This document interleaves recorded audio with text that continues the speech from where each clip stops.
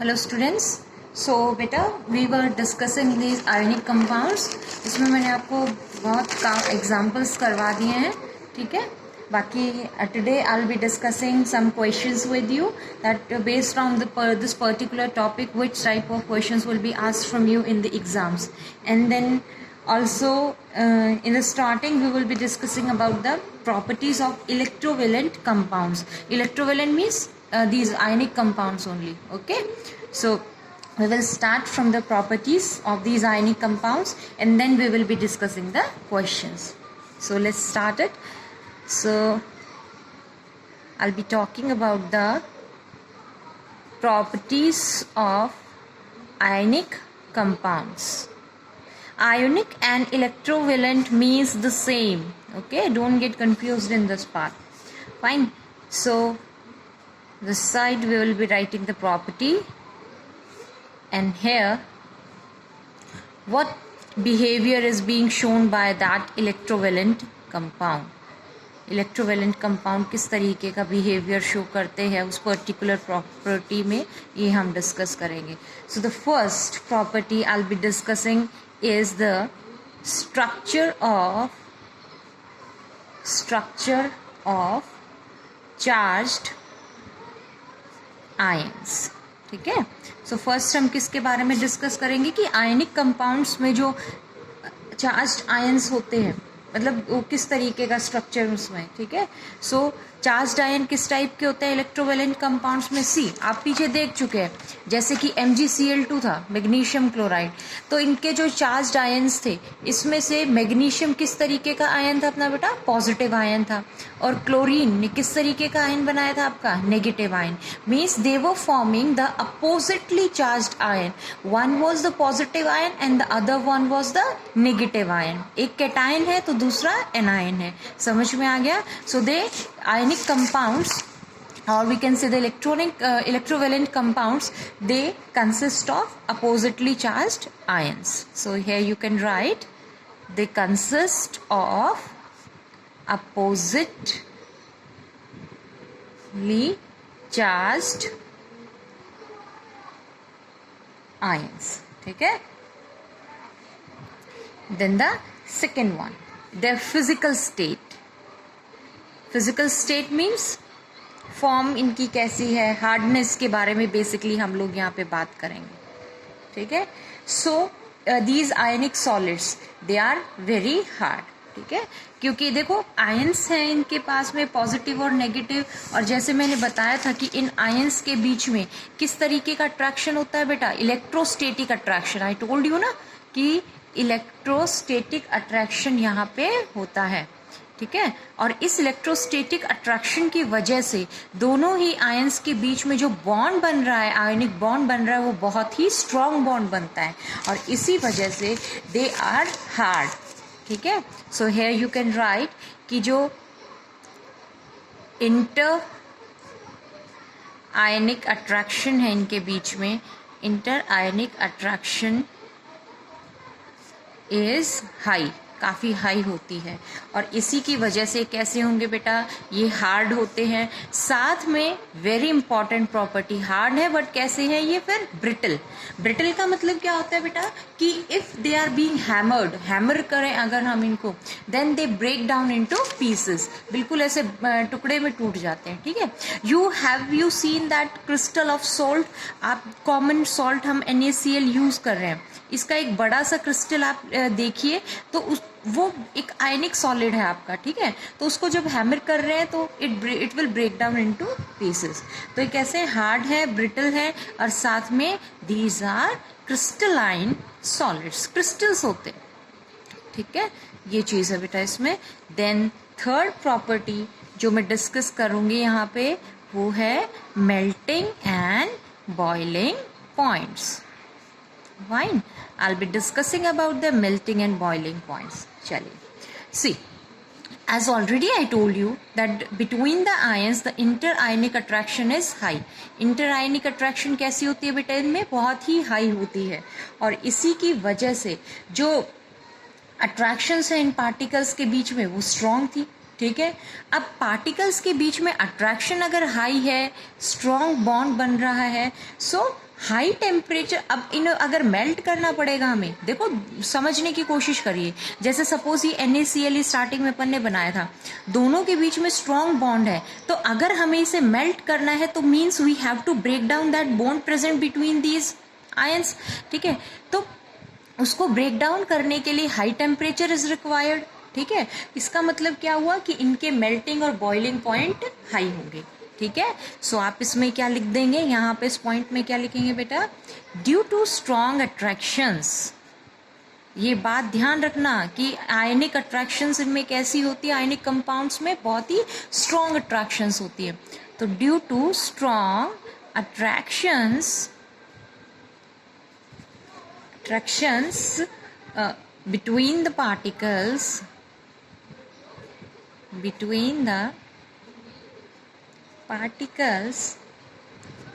high temperature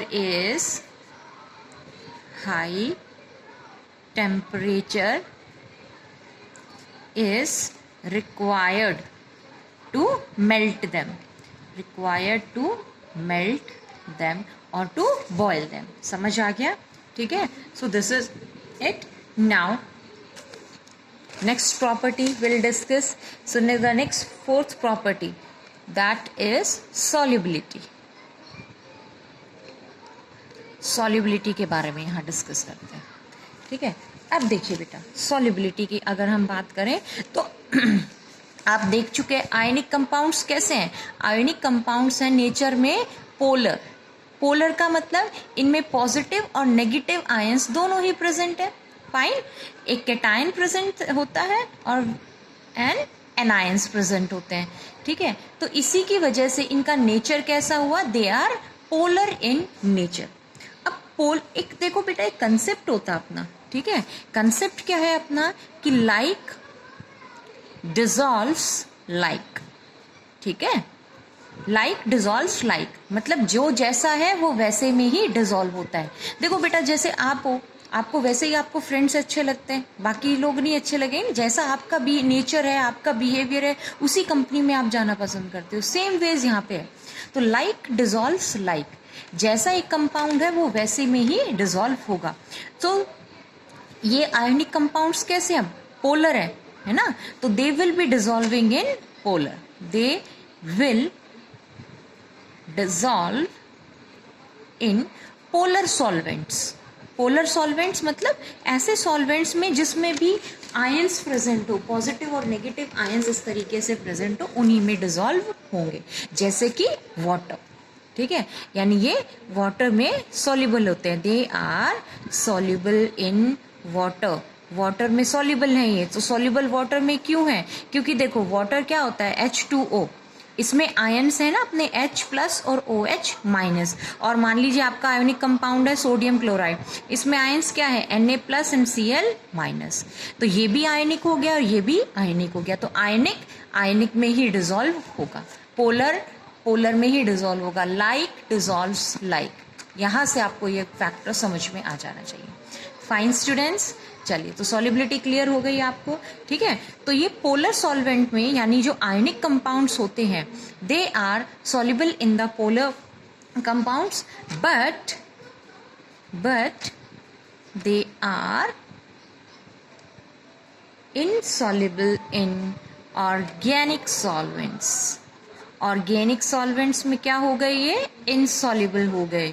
organic solvents में polarity present नहीं है, ठीक है, पोलैरिटी प्रेजेंट नहीं है, इसीलिए ये जो कंपाउंड्स है, आयनिक कंपाउंड्स है, वो उसमें डिसॉल्व नहीं हो पाएंगे। फाइन स्टूडेंट्स, चलिए।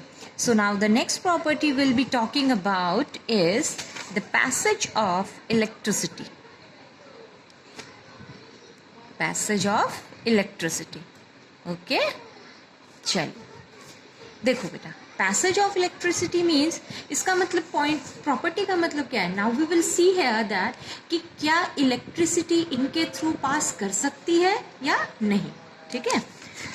So listen carefully and this is very important point, काफ़ी इंपॉर्टेंट पॉइंट है ये पैसेज ऑफ इलेक्ट्रिसिटी वाला, ठीक है। बिकॉज इसमें कुछ केसेस हैं, देखिए इसमें एक पॉइंट्स आपको ध्यान रखने। फर्स्ट पॉइंट ये है बेटा इसमें आपका कि आयनिक कंपाउंड्स, जो ये आपके आयनिक कंपाउंड्स होते हैं, ionic compounds do not conduct electricity in the solid state. They do not conduct electricity in the solid state. Solid state में ये इलेक्ट्रिसिटी कंडक्ट नहीं करेंगे। जैसे मैं कॉमन सॉल्ट NaCl है ना, उसी का एग्जांपल लूँ। अगर वो सॉलिड स्टेट में आपके किचन में एक बॉक्स में आपने उसको एक कंटेनर में डाल के रखा हुआ है, तो वो उसकी सॉलिड स्टेट है, उस स्टेट में वो इलेक्ट्रिसिटी को कंडक्ट नहीं करेगा। ठीक है बेटा, ये आपको ध्यान रखना है। ठीक है, रीज़न क्या है इसका, रीज़न सुनिए। देखो सॉलिड स्टेट में क्या होता है, आपको पता है पैकिंग बहुत ही स्ट्रांग होती है। ठीक है, और इसी की वजह से जो आयंस हैं इसमें, जैसे कॉमन सॉल्ट के ले लीजिए, ये जो आयंस है they are not free ion नहीं है, रिजिड स्ट्रक्चर है उसका। ठीक है, और रिजिड स्ट्रक्चर होने की वजह से, फ्री आयन नहीं होने की वजह से movement of ions is not possible. और जब तक आयंस का मूवमेंट नहीं होगा तो इलेक्ट्रिसिटी कंडक्ट नहीं होगी। बेटे आपने फिजिक्स में पढ़ा होगा कि जिस साइड इलेक्ट्रॉन्स मूव करते हैं उसके अपोजिट करंट की डायरेक्शन होती है। ठीक है, अब इसमें क्या हो रहा है, आयंस ही मूव नहीं कर पा रहे हैं, यानी जो इलेक्ट्रॉन्स वगैरह उनका ही मूवमेंट नहीं हो पा रहा है, तो करंट का मूवमेंट कहाँ से होगा। समझ में आ गई ना बात। So what the reason you will write here. ठीक है, कि the statement is ionic compounds do not conduct electricity in the solid state. Reason for this is because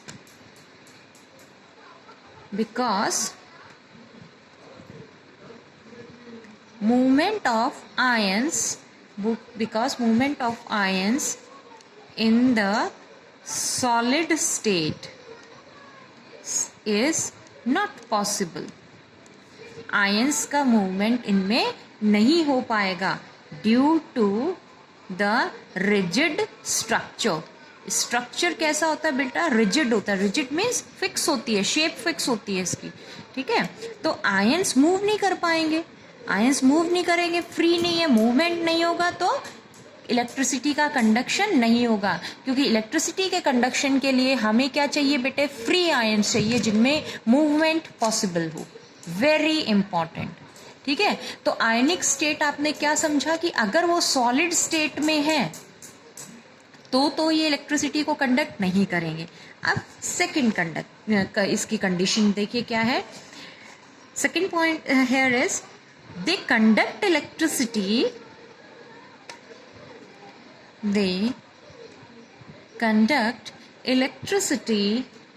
in the molten state. Molten means पिघला हुआ, ठीक है, melt form उसकी। ठीक है, इन द मोल्टन स्टेट और एक्वस सोल्यूशन, यानी यही आयनिक सॉलिड्स जो हैं, अगर आपने उनको मेल्ट कर दिया है और you have made their aqueous solution, then they are able to conduct the electricity. समझ आ गई बात। ठीक है, तो अगर ये मोल्टन स्टेट में है या इनकी एक्वस सोल्यूशन है, एक्वस सोल्यूशन मीन्स बेटा if you have dissolve them in water, ठीक है, तो उस दौरान ये इलेक्ट्रिसिटी कंडक्ट बिल्कुल कर लेंगे। ठीक है, so they conduct electricity in the molten state और इन द एक्वस सोल्यूशन। अब रीजन इसका समझिए कि रीजन क्या होता है कि क्यों उस दौरान ये इलेक्ट्रिसिटी कंडक्ट कर सकते हैं। देखिए बिकॉज आपने एक तो फर्स्ट थिंग मोल्टन स्टेट का देखिए, आपने मेल्ट कर दिया है मतलब वो लिक्विड स्टेट में आ गया है, आयन सब मूव कर पाएंगे। लिक्विड्स में होता है ना मूवमेंट पॉसिबल है उसमें, अब आयंस में। ठीक है, और एक्वस सोल्यूशन में भी लिक्विड स्टेट में आ गया तो मतलब मूवमेंट पॉसिबल हो जाएगा, बेसिकली यही है इसका। और मूवमेंट पॉसिबल होने की वजह से फ्री आयंस प्रेजेंट हो गए और अब वो इलेक्ट्रिसिटी कंडक्ट कर पाएगा। तो आप क्या लिखेंगे यहाँ पे, because in these states ions are free to move. Ion सब मूव करने के लिए फ्री है, इसीलिए इलेक्ट्रिसिटी कंडक्शन उसमें पॉसिबल हो गया। ओके स्टूडेंट्स, चलिए now the next property. So the next property will be dissociation. Dissociation in solution.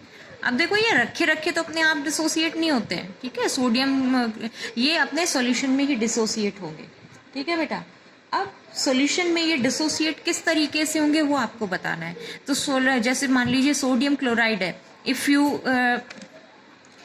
अब ये अगर डिसोसिएट होगा तो it will be dissociated into its negative and positive ion. So the negative ion and positive ion में हो जाएगा Na+ is the positive ion and chloride ion is the negative ion, ठीक है। तो इस तरीके से इनका डिसोसिएशन पॉसिबल है। Fine. Then the last property is electrolysis, ठीक है। इलेक्ट्रोलाइसिस, अगर हमें इलेक्ट्रोलाइसिस मीन्स व्हाट बेटा, आप समझ चुके हैं उस चीज़ को, अब तक तो हर चैप्टर में डिस्कस होता हो रहा है।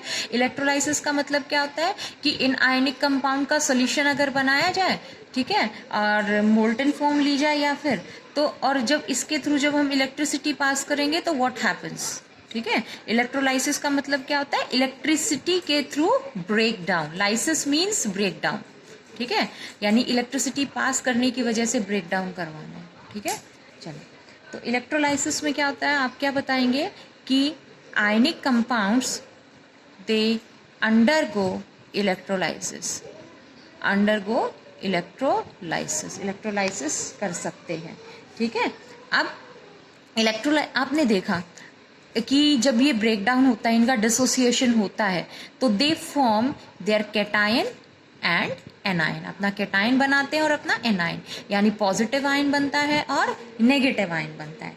अब आपको ये बताना है कि जब हम ये इलेक्ट्रोलाइसिस प्रोसेस करते हैं तो अपन इलेक्ट्रोड्स लेते हैं ना, कैथोड और एनोड, ठीक है। तो कौन सा कैटायन कहाँ जाता है, कौन सी इलेक्ट्रोड पे जाता है, ये बताना है बेटा, ठीक है। तो cations they are discharged on the cathode, cations किस पे जाएंगे बेटे, कैथोड पे, और एनायंस जो होंगे they will be discharge at the anode, ये आप ध्यान रखें, ओके, ठीक है बेटा। चलो, समझ आ गया होगा आपको। चलिए, तो एक बार दोबारा से प्रॉपर्टीज देख लीजिए सारी। सबसे पहले हमने इनका स्ट्रक्चर देखा था, तो इनमें किस टाइप के आयंस होते हैं बेटा, अपोजिटली चार्ज्ड होते हैं, ठीक है, अपोजिटली चार्ज्ड आयंस इसमें होंगे। देन फिजिकल स्टेट कैसी थी इनकी, सॉलिड स्टेट में होते हैं जनरली, और काफ़ी हाई इंटरआयनिक अट्रैक्शन होने की वजह से हार्ड ब्रिटल होते हैं, क्रिस्टलाइन सॉलिड होते हैं।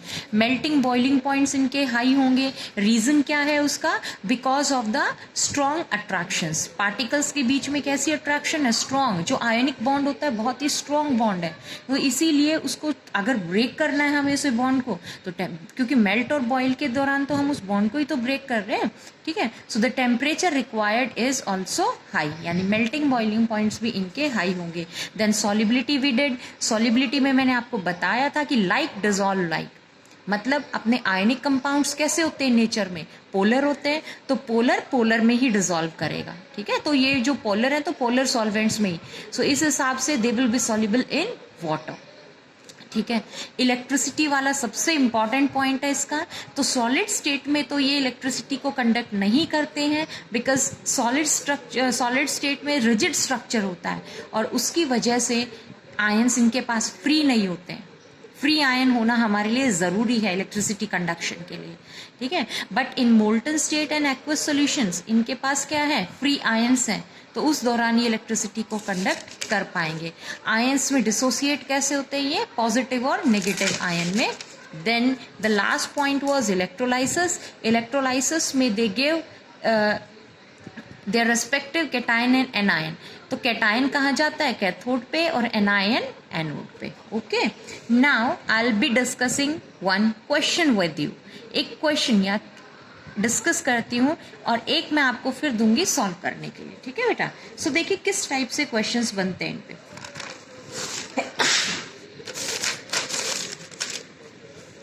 देखिए, लॉन्ग आंसर क्वेश्चन तो पार्ट वाइज है, तो इसमें फर्स्ट पार्ट है बेटा, write the electron dot structure for sodium oxygen and magnesium. ठीक है, इलेक्ट्रॉन डॉट स्ट्रक्चर बनाना है आपको किसका, सोडियम, ऑक्सीजन और मैग्नीशियम का। फर्स्ट पार्ट तो ये है क्वेश्चन का। Then second part, show the formation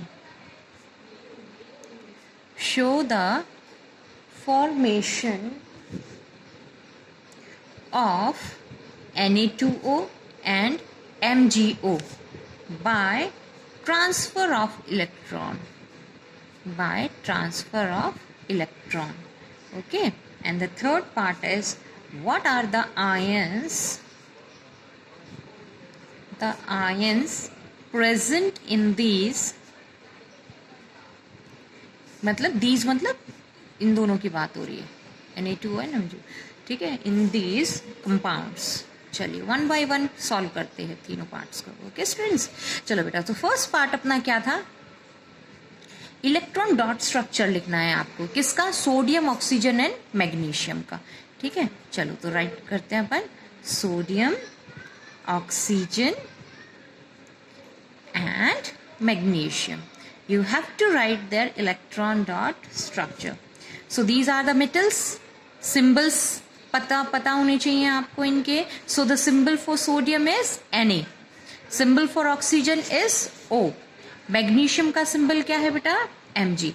अब देखो, अब इलेक्ट्रॉन डॉट स्ट्रक्चर का एक टेक्निक होता है ना, आपको स्कीम के अकॉर्डिंग में पूरा सिखा रही हूँ कैसे पता चलता है। इलेक्ट्रॉन डॉट स्ट्रक्चर कल बताया था क्या होता है बेटा, सिंबल एटम का एंड उसके ऊपर रिप्रेजेंट करना होता है हमें डॉट से वैलेंस इलेक्ट्रॉन को। और वैलेंस इलेक्ट्रॉन का हमें कहाँ से पता चलता है, उसकी कॉन्फ़िगरेशन से। तो हमें इसकी कॉन्फ़िगरेशन पता होना चाहिए इन तीनों की, बिकॉज तभी तो हमें इनके वैलेंस इलेक्ट्रॉन पता चल पाएंगे, and then only we will be able to write their electron dot structure. ठीक है, so symbols are given here. Now we will see कि what are their atomic numbers. So sodium का atomic number 11, oxygen atomic number 8 and magnesium is 12. Now their configuration, their electronic configuration, इसका configuration कितना है 281, oxygen का कितना है बेटा 26, magnesium का 282। अब देखो ये KLM ऐसे शेल है, K शेल में 2, L में 8, 6, 8, M में 1 और अब देखो अब सोडियम की आउटर मोस्ट शेल में कितना इलेक्ट्रॉन है 1, तो यही 1 क्या हुआ, इसका वैलेंस इलेक्ट्रॉन हुआ। और यही क्या हो गया बेटा इसका मतलब वैलेंस इलेक्ट्रॉन्स को ही तो हमें डॉट की फॉर्म पे इस पे रिप्रेजेंट करना है, तो इसका डॉट स्ट्रक्चर क्या हो जाएगा, डॉट स्ट्रक्चर क्या हो जाएगा, सोडियम का सिंबल एंड 1 डॉट लगाएंगे। क्यों, क्योंकि हमने देखा कि इसके only 1 electron is present in the outermost shell. Now we will see the oxygen. Oxygen, the symbol for oxygen is O. And now how many valence electrons are present in the outermost shell? कितने बेटे 6. Okay, so now you have to represent 6 dots. 1 2 3 4 5 6. So this is the dot structure for oxygen. Next, magnesium. Symbol is Mg. See, how many valence electrons are there? 2. So just represent 2 dots. तो ये इनके respective dot structures हो गए। ठीक है, अब आपको formation करना है Na2O का और MgO का। ठीक है बेटा, चलो अब मैंने सिखाया हुआ है, देखो मैं दोनों का नहीं बताऊं, MgO तो मैंने बिल्कुल आपको करके दिखाया हुआ है नोट्स में, मैं इसका बता देती हूँ आपको, ये मैंने क्योंकि डिस्कस नहीं किया था, पता चल जाएगा आपको। ठीक है, बाकी आप कर लेंगे फिर। देन चलो, तो एक तो ऑलरेडी करवाया हुआ है, मैं सोडियम ऑक्साइड का आपको समझा देती हूँ। चलिए बेटा, अब सोडियम ऑक्साइड में आप देखेंगे कि you have 2 parts, one is sodium and the other one is oxygen. Metal sodium है और ऑक्सीजन नॉन मेटल है। सो दिस सोडियम, अब देखो सोडियम का एटॉमिक नंबर अभी आपने देखा 11 था, 281। सो ये क्या करता है, इलेक्ट्रॉन को लूज कर देता है और पॉजिटिव आयन इस तरीके से बना लेगा। ठीक है, यानी सोडियम की टेंडेंसी होती है केटायन बनाने की बाय लूजिंग एन इलेक्ट्रॉन। ठीक बेटा, अब इसने लूज कर दिया, साथ में क्या है इसके ऑक्सीजन, ऑक्सीजन का एटॉमिक नंबर आपने देखा था 8 था और इसकी कॉन्फ़िगरेशन कितनी है 2 6। अब इसके आउटरमोस्ट शेल में कितने इलेक्ट्रॉन्स हैं, कितने बेटे 6 है। तो अगर इसे अपनी ऑक्टेट कंप्लीट करनी है तो इसको कितने इलेक्ट्रॉन्स की और ज़रूरत हो जाएगी, it needs 2 more electrons now. So if it gets 2 more electrons, अगर ये 2 इलेक्ट्रॉन्स लेता है तो इसका ऑक्टेट कंप्लीट हो जाएगा। ऑक्सीजन -2, चिकी चुप,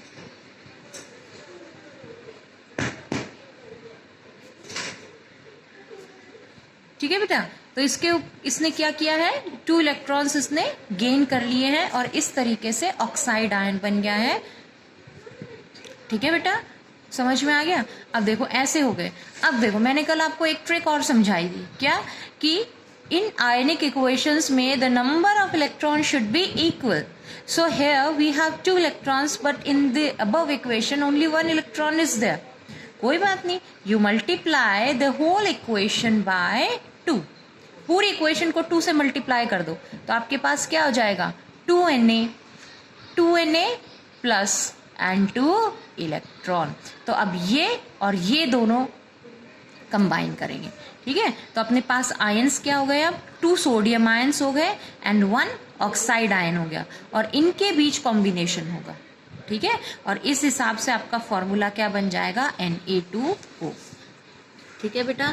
डॉट स्ट्रक्चर अगर इसका आप बनाएं तो डॉट स्ट्रक्चर कैसे बना के शो कर सकते हैं, देखो सोडियम 1, अब 2 हैं अपने पास सोडियम, यहाँ से देखो, और ये सोडियम, इसके पास भी dot structure. Oxygen 1 2 3 4 5 6, sodium 1 electron इसको ट्रांसफर करेगा और ये वाला इसको करेगा, ऐसे, ठीक है। और इस हिसाब से अपने पास में 2 सोडियम आयंस बन जाएंगे ऐसे, एंड एक ऑक्सीजन का -2, 1 2 3 4 5 6, ये 7 सोडियम से लिया था, 8 भी सोडियम से लिया था, और इस तरीके से Na2O। समझ गए, ऐसे करना है बेटा, ठीक है। थर्ड क्वेश्चन क्या था, what are the ions present in the. अब ये जो दोनों है ना, देखो ये वाला मैंने करवा रखा है MgO, इसलिए मैं दोबारा इसको यहाँ नहीं डिस्कस करूँगी, कर लेंगे आप लोग खुद। अब आपको ये बताना है कि ये जो MgO और Na2 में, इनमें आयंस कौन कौन से प्रेजेंट है। तो पहले तो देख लो MgO में कौन कौन से आयन है। तो MgO में अपने पास है Mg2+ एंड O-2, ठीक है भाई, यहीं से आयन आ जाएगा। 2 इलेक्ट्रॉन है, 2 को लूज करेगा, ठीक है।